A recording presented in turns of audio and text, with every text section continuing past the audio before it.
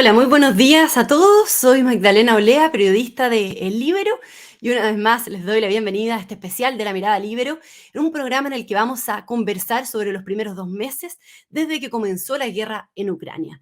¿Qué pasó? Bueno, este domingo se cumplieron los 2 meses desde que estalló esta guerra entre Rusia y Ucrania, que tiene complicada Ucrania, donde los combates se han intensificado en las partes sur y este de ese país, y con la ciudad portuaria Mariupol, que está ubicada al sudeste, que se ha convertido en un símbolo de la violencia donde Moscú ha concentrado sus fuerzas hace semanas y que se encuentra rodeada y prácticamente ha sido tomada por los rusos que están bloqueando la zona, ¿no? Respecto a los últimos acontecimientos, hay que decir que este fin de semana, en una muestra de respaldo occidental hacia Ucrania, el secretario de Estado de Estados Unidos, junto al secretario de Defensa de ese país, visitaron Ucrania y se reunieron con el presidente ucraniano en Kiev, en lo que fue la visita de más alto nivel de una delegación estadounidense desde el comienzo de la guerra y de donde Estados Unidos prometió dinero y armas a Ucrania. Todo esto ocurre además en un momento de extrema tensión geopolítica y con Rusia, que la semana pasada realizó un lanzamiento de prueba de su misil balístico intercontinental. Bien, este programa va a contar con dos bloques. En un primer momento estaremos conversando con el historiador Mauricio Rojas, quien desde Suecia nos compartirá su mirada sobre la guerra. Y luego estaremos con un experto bélico, con Marcelo Masalleras, investigador de Athena Lab, ex oficial del Ejército y licenciado en Ciencias Militares. Antes de partir, bueno, aprovecho de contarles que este programa se hace y es posible gracias al apoyo de la Red Libero. Si están interesados en ser miembros y si quieren conocer más de la Red Libero, lo pueden hacer en la descripción de este mismo video. Bien, para analizar lo que ha sucedido hasta el momento, vamos a saludar al historiador y exministro Mauricio Rojas, profesor investigador de la Universidad del Desarrollo. Mauricio, buenos días, ¿cómo estás esta mañana? Hola Magdalena, mucho gusto, como siempre. Como siempre, el gusto es nuestro. Mauricio, ¿cómo has seguido tú la evolución de esta guerra desde Suecia? ¿Cómo interpretas los nuevos acontecimientos y cómo ha avanzado, a tu juicio, el plan de Vladimir Putin para tomar Ucrania? Mira, tres puntos fundamentales. Primero es que la guerra cambió completamente de carácter. Putin se imaginó una especie de paseo triunfal, militar, rápido, la toma de la capital de Ucrania, de Kiev, la caída del gobierno, la instalación de un gobierno prorruso y fin de la historia. Todo esto se transformó en algo muy, muy distinto, con unas pérdidas militares rusas que probablemente bordean hoy día o superan los 50.000 soldados muertos. Es algo realmente impresionante, si bien estas cifras son, por supuesto, no son públicas. Indica algunas cosas importantes. Primero, el subdesarrollo ruso. Uno de los grandes fracasos rusos fue la capacidad de mantener sus líneas, especialmente las que avanzaban hacia Kiev. Falta de combustible, falta de alimentos, en fin, realmente fue un desastre que mostró unas fuerzas militares rusas que eran mucho menos desarrolladas, capaces que lo que se pensaba. En general, una economía, por supuesto, mucho más subdesarrollada. Muestra también de que el Putin se encuentra dentro de algo que es muy típico de los dictadores, una especie de laberinto informativo, donde nadie se atreve a decirle lo que es la verdad. Todos le cuentan cuentos que más o menos son agradables para el dictador de escuchar. Y esto hace que Putin haya cometido una cantidad de errores de juicio que son realmente impresionantes y que actualmente lo tiene muy molesto con todo su entorno. O sea, el maltrato que le da a sus generales, a otros, es realmente impresionante. El segundo punto importante es que la guerra cambió todo el tablero geopolítico, especialmente, bueno, en Europa sobre todo, de una forma que para Putin tiene que ser una pesadilla. O sea, Putin quería alejar a la OTAN de sus fronteras, impidiendo que Ucrania eventualmente fuera parte de la OTAN.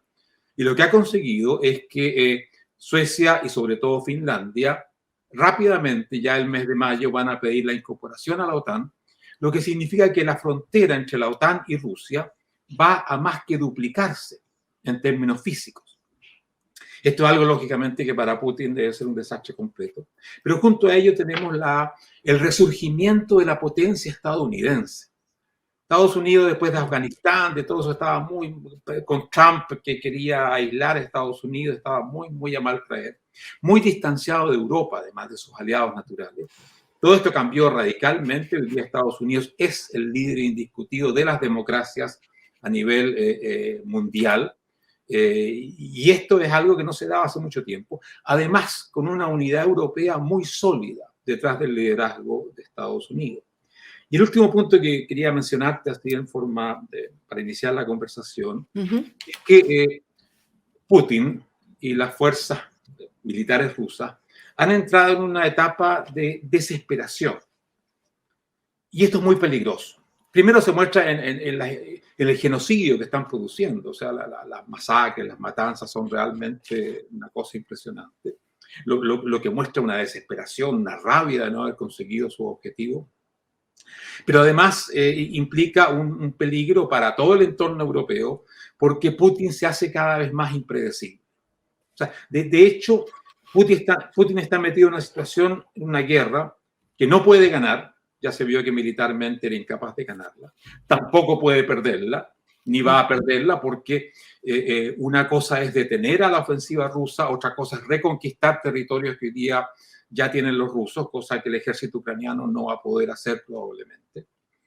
Y también, y esto es importante, es una guerra que Putin no puede prolongar en el tiempo, especialmente por el impacto económico que tiene. O sea, la economía rusa está en una situación muy complicada. Primero porque es una economía muy subdesarrollada, pero en general muy complicada. Golpea mucho el frente interno, o sea, el consumidor ruso, el pueblo ruso. Y si sumamos los miles de muertos, estos 40 o 50 mil muertos, más una situación económica muy difícil, se le presenta a Putin una situación donde la desesperación, la sobrevivencia como líder puede llevarlo a tomar decisiones realmente trágicas. Y ahí, Mauricio, sobre ese punto, ¿qué es lo que se comenta desde Europa y desde Suecia? ¿Qué sensaciones hay desde allá? ¿Qué temores hay respecto a esto que tú mismo comentas, de que en el fondo Putin se está volviendo cada vez más impredecible? Yo hablaba en la introducción del programa, ¿no?, sobre esta arma este ataque de Rusia, ¿no?, que se extiende. No sé si hay temores de que se pueda alcanzar Europa por el lanzamiento de prueba de este misil balístico intercontinental, digo. ¿Se sienten amenazados? ¿Qué temores hay al respecto desde allá, digamos? Sin duda. O sea, ese misil no tiene que ver con Europa, porque Europa la alcanza con los misiles que tienen. No tienen para qué desplegar nuevas armas, sino que ese misil, que teóricamente recorre 18.000 kilómetros, está pensado para bombardear a Estados Unidos. Por arriba del Ártico, llegar a Estados Unidos. O sea, es una amenaza directa que Putin hace a los norteamericanos. En cuanto aquí en Europa, estamos todos dentro del área que los rusos podrían destruir completamente, digamos, con el armamento nuclear que ya tienen desplegado. Por ejemplo, aquí en el Báltico, ellos han dicho que van a poner más armamento nuclear, pero ya tenemos bastante en Kaliningrado, que es un enclave ruso aquí al otro lado, digamos, del mar Báltico. Por lo tanto, hay una sensación de que el peligro es muy real y por eso el apuro también en entrar a la OTAN, para hacer que cualquier agresión rusa tenga un alto precio para Rusia. Y por eso que, como te decía, ya en este mes de mayo se va a hacer algo que para Finlandia y Suecia era absolutamente impensable antes de esta guerra. O sea, la opinión de entrar a la OTAN era de algunos, el Partido Liberal, donde yo soy parte de él, siempre estuvimos por la OTAN, pero era algo que mayoritariamente rechazado. Hoy día hay una gran mayoría a favor de la OTAN y es ese tipo de cambios que se hacen cuando estás amenazado con el cuchillo en el cuello prácticamente. Claro. Así que esa es la situación. Sí, aquí se vive con mucha intensidad la situación que estamos experimentando. Viviendo.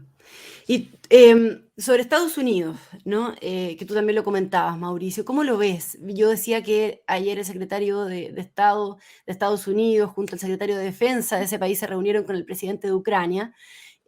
¿Cómo has visto la ayuda y la respuesta internacional en ese sentido? ¿Qué capacidad ha tenido instituciones, bueno, tú lo mencionabas, la OTAN, la ONU, y el rol de Estados Unidos en esta guerra? No sé si ves una envalentonada, por decirlo de alguna manera, respecto a la guerra por parte de la administración de Joe Biden. Sí, o sea, sin duda que ha sido un gran éxito el apoyo que se le ha dado a las tropas, al ejército ucraniano. especialmente para contener la ofensiva rusa. El tipo de armas que han llegado son fundamentalmente de contención. Son armas antitanques, ese tipo de armamento. También hay armamento más avanzado. Bueno, no olvidemos el hundimiento del barco del Moscú, que era el barco insignia de la flota del Mar Negro. Esa fue una pérdida que Putin no va a perdonar jamás, que le hayan hundido el principal barco, el barco coordinador, además de la flota del Mar Negro. Por tanto, ha sido muy eficaz. Incluso han llegado aviones, o por lo menos se han podido poner en condición de combate bastantes aviones ucranianos, cosa que no había sido posible. Probablemente va a comenzar a llegar armamento más ofensivo también, tanques y ese tipo de armamento. Ahora hay que entender de que, como yo te decía antes, una cosa es contener la ofensiva rusa y aprovechar las debilidades logísticas, como fue ese intento de acercarse a Kiev. Y otra cosa es sacar a los rusos de aquella franja que ellos tienen en torno al mar de Azov, una parte del mar Negro, y que se extiende hacia el Donbass, que son las regiones fronterizas. Eso yo militarmente no creo que sea posible. O sea, Ucrania no va a poder ganar la guerra en el sentido de simplemente derrotar a las tropas rusas. Ese es el dilema. O sea, una guerra que no se puede ganar, que tampoco se puede perder para los rusos, tampoco para los ucranianos, lógicamente. Por lo tanto, una guerra que debiera prolongarse, si no es por el impacto económico que esto tiene en Rusia. Bueno, el impacto no solamente es en Rusia, o sea, Rusia puede jugar también la carta desesperada, pero importante, de cortar el suministro de gas a Alemania, lo cual es una bomba de un calibre importante. Y en ese punto, Mauricio, ¿cómo has visto, qué evaluación haces de los principales líderes europeos respecto a la guerra? ¿Qué pasa, por ejemplo, ahí en Alemania con el nuevo canciller alemán y también con el recién presidente electo Emmanuel Macron, ¿no? ¿Qué posición has visto que tienen respecto a esta guerra? Hemos visto varias críticas que recaen, por ejemplo, sobre el canciller alemán por la actitud pasiva que se ha dicho ha tenido con Ucrania, por ejemplo. Bueno, es que los alemanes consideran de que si en este momento Rusia les corta la llave del gas, van a tener un problema económico muy serio. La dependencia es altísima, no solamente la alemana, pero es la más importante. Por lo tanto, los alemanes están jugando la carta de postergar esto. Ojalá para que en un periodo de una tregua, por lo menos una especie de paz, ellos puedan continuar recibiendo el gas ruso, por lo menos durante un tiempo. Así que los alemanes son la carta débil en todo esto. O sea, indudablemente que ellos son los que han tendido a frenar un apoyo más ofensivo de los países europeos, sin que nadie quiera escalar la guerra. Nadie quiere entrar en combate directo con las tropas rusas o algo así, porque eso implica la Tercera Guerra Mundial simplemente o algo parecido.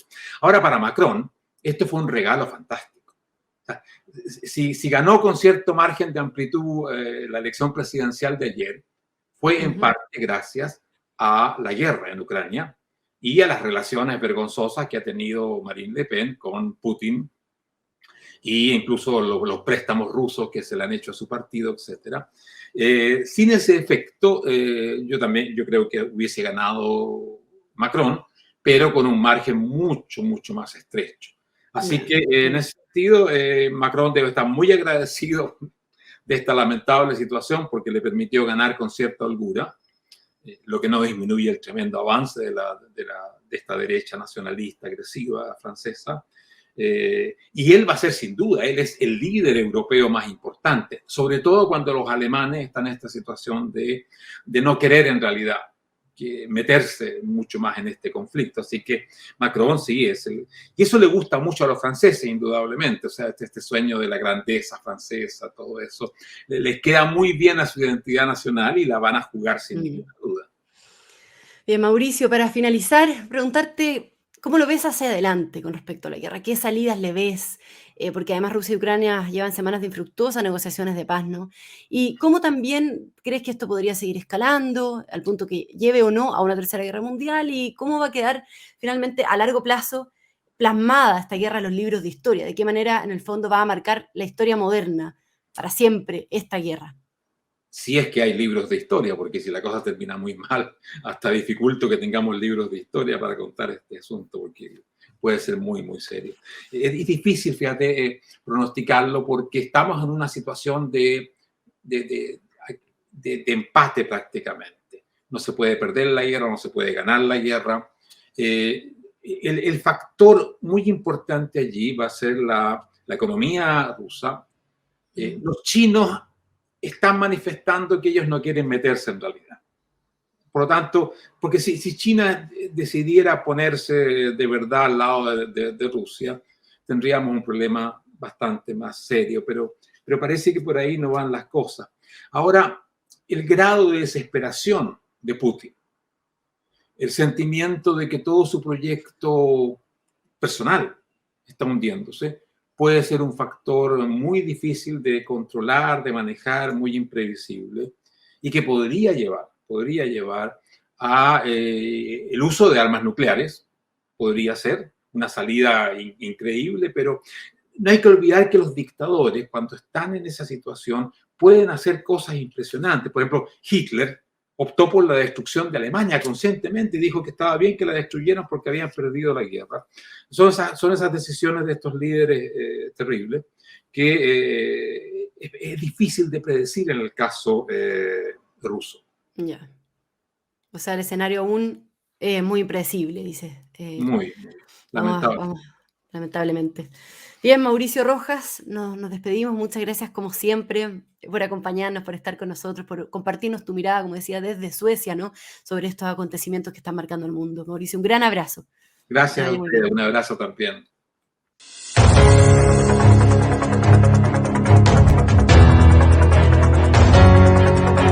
Haz que estos contenidos lleguen más lejos haciéndote miembro de la Red Libero.